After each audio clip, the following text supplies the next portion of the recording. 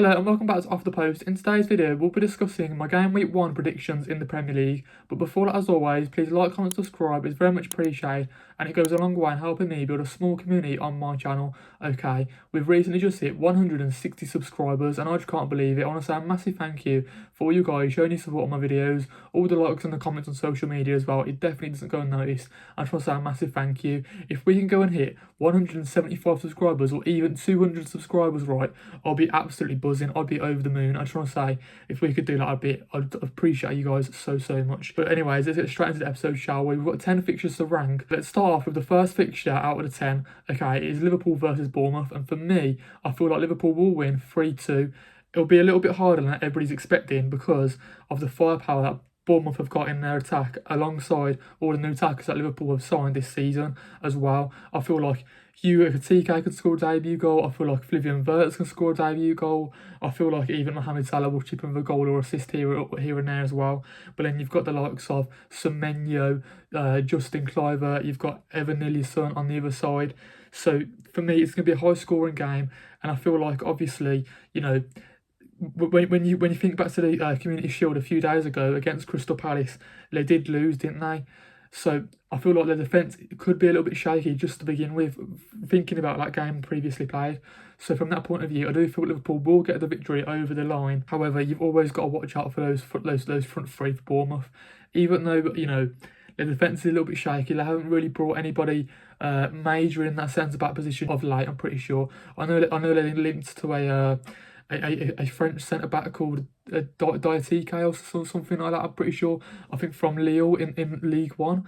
I think they potentially offered like 35 million for that centre-back. So I don't know, by the time we're recording, he hasn't signed yet properly, but he might get over the line. So we'll have to wait and see if he plays in this first game against Liverpool or not. But either way, I do think Liverpool will get the victory over the line because, you know, they're at Anfield and they're going to get the crowd behind them straight away for all those new signings. And I do really feel like they're going to get 3 points. Anyways, let's move over to the second fixture out of the 10, and it's Aston Villa versus Newcastle. Now, for me, this is always a high-scoring game. And for me, I just think Aston Villa will win 3-1, okay? But just because it's a high-scoring game every single season, I'm pretty sure Aston Villa beat Newcastle 4-1 last season. And if you think about the two teams going into the season so far, I feel like there's a little bit more stability around Aston Villa rather than Newcastle, just because we don't know whether Alexander Isak is going to play or not. We don't know whether he's going to leave or not either. We don't know if he's going to leave to go to Liverpool. We just don't know. And for that reason, I'm choosing Aston Villa winning the game over Newcastle, because when you think about some of their players in pre-season, in the likes of Ollie Watkins, he's scoring goals for fun. Darnell Marlon, he's scoring goals for fun. Brendia's chipped in with a few goals as well. Jacob Ramsey, Morgan Rogers has scored a few goals, even though he might be out injured.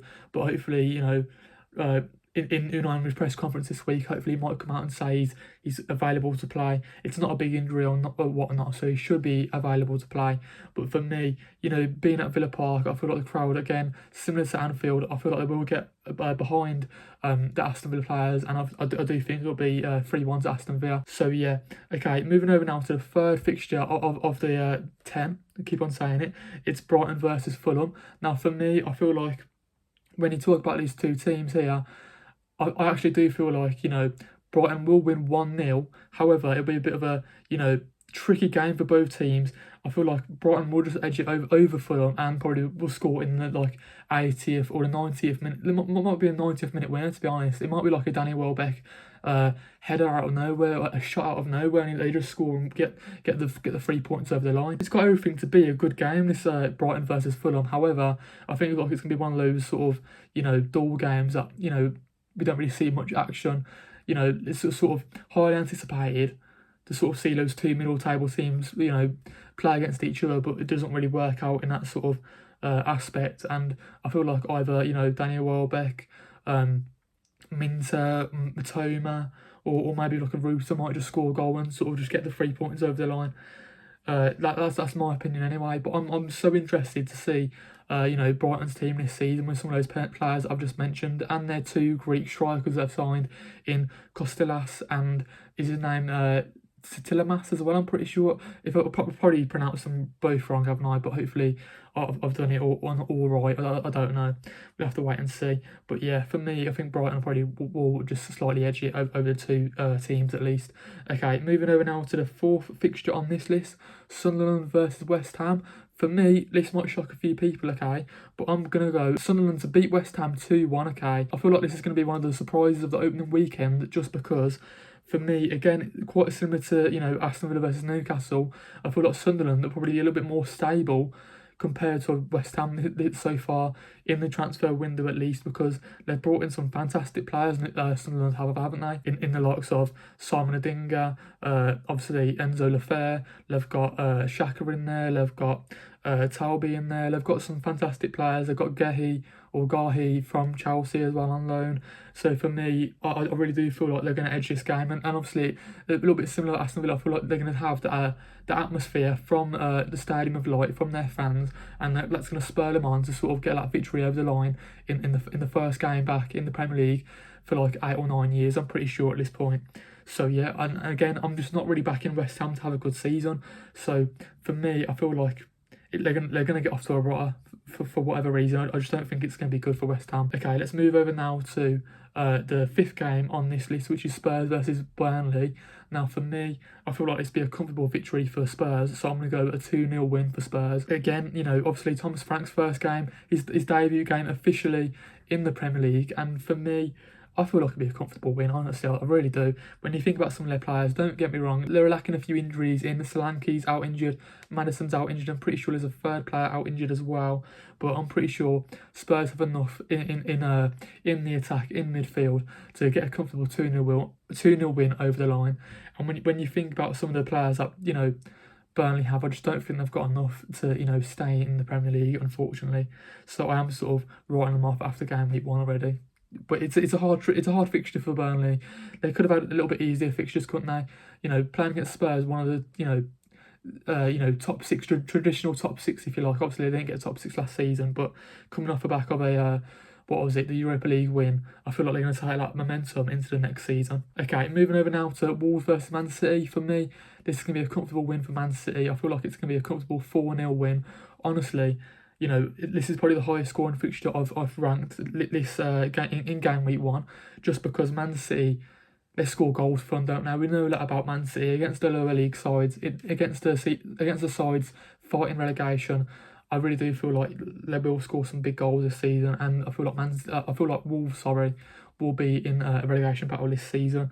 And again, it's similar to Burnley. It's a very hard fixture to come up against Man City as your first game on the opening weekend, so I do feel sorry for those two teams in that sort of aspect, but somebody's got to play them, and it's probably a good thing getting a big game out of the way straight away in that sort of aspect, isn't it? Because at least you don't have to face them again for a while. I feel like when you've got the likes of Renders doing well in pre-season, you've got Churchy's doing some decent stuff as well, Haaland as well, Phil Foden in there, you've got Bernardo Silva still, you've got Savinho potentially still at the club, obviously linked with Spurs. When you've got all this attacking talent on the pitch, I really do feel like it'll be just too much for Wolves to handle. And I do think it's going to be 4-0 to Man City. Okay, we've got 4 games left on this list, and the next one is Chelsea versus Crystal Palace. And now this one might be a little bit of a surprising one to you guys, but I actually think it's going to be a draw. I think this is the first draw I've predicted in this weekend. I feel like it's going to be 1-1 versus Chelsea versus Crystal Palace, okay? For me, it's a little bit of a shocker, but considering they've just won the Community Shield, I feel like they're going to take that momentum into this game against Chelsea, because when you've got the likes of Mateta and potentially Eze in there as well, I really do feel like, they can put in a good, hard-working performance against Chelsea and potentially get a draw against them. And it might be a little bit disappointing from Chelsea's perspective, because they've signed all of these attacking players. They've got all this attacking talent in Cole Palmer, João Pedro, Liam Delap now, Pedro Neto, all these types of players. But for me, I feel like it'll be a disappointing start to the season, even though they've made all these signings, and even though I've tipped them to finish in the top 4 this season, Chelsea, I feel like it's going to be a little bit of an underwhelming one, because they've recently lost, what's his name, Cole Will at the back, hasn't he? He's recently got an injury, so that Chelsea defence might be a little bit shaky at the start of the season. We just don't know how it's going to play out. But that's just my prediction, okay? Okay, moving over to the next team is Nottingham Forest versus Brentford, okay? And I think Nottingham Forest will win 2-1 against Brentford, okay? Just because, again, similar to last season, I feel like Chris Wood is going to take the momentum and bag some more goals for Nottingham Forest. Don't get me wrong, he had a bit of a freak season last season, so for me, I don't think he's going to score as many goals as he did last season for Nottingham Forest, Chris Wood. However, I still feel like he can get around 10 to 15 goals this season because he's a proven Premier League striker at this point, hasn't he? He's been in the Premier League for many years now, at the age of, 31, 32?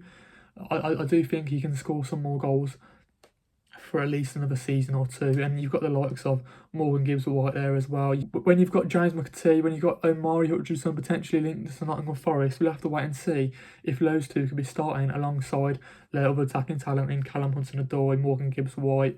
All these players potentially get a victory over the line against Brentford. I don't know if they probably will get the signings over the line in time for the first game week, but again, for me, like I was saying previously about Brentford, I don't know where the goals are going to come from.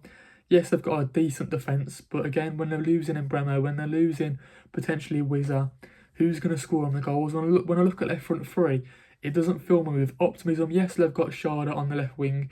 Yes, they've got a Brazilian striker in Thiago, I'm pretty sure. But again, is that enough attacking talent in your front three to score you the goals? I'm a little bit uncertain whether it is or not. Okay, moving over now to the second last game of my predictions, okay. It is Manchester United versus Arsenal. Again, I feel like Arsenal are going to win this 1-0, okay. For me, I'm predicting a little bit of a dull game, you know.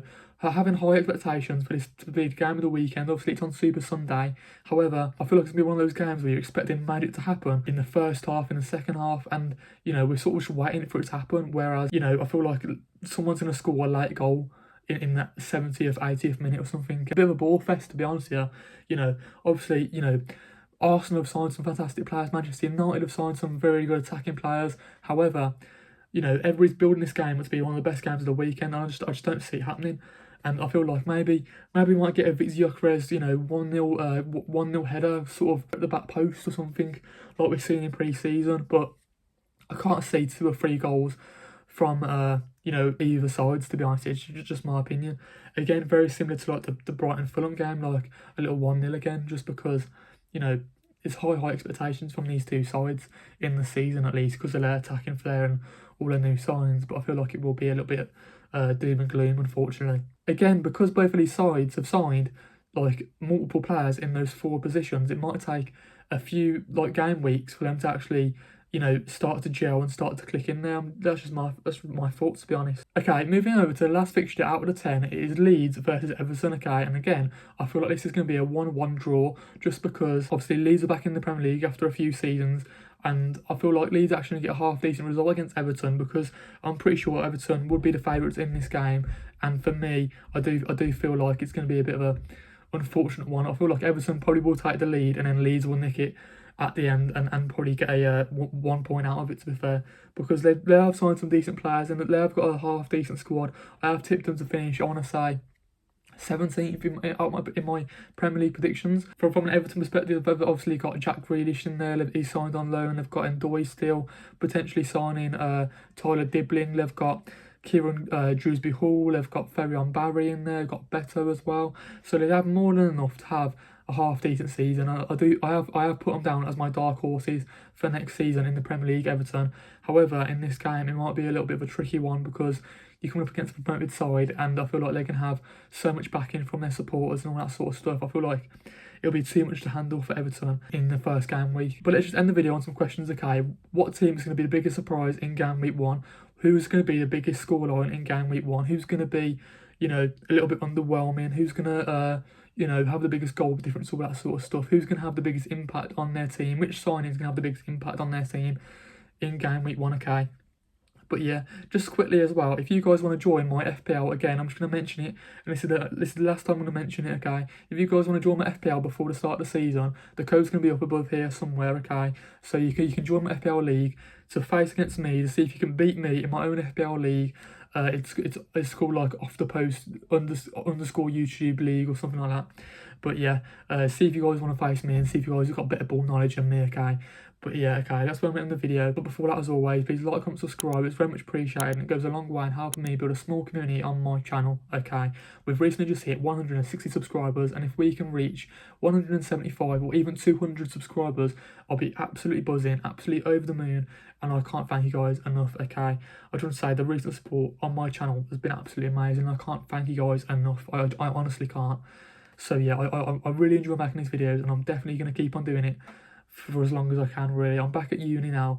Next month I start uni halfway through September, so I might have to only do 2 videos a week. So we'll have to wait and see if, you know, it's my last year at uni, so we'll have to wait and see what schedule I've got and all that sort of stuff.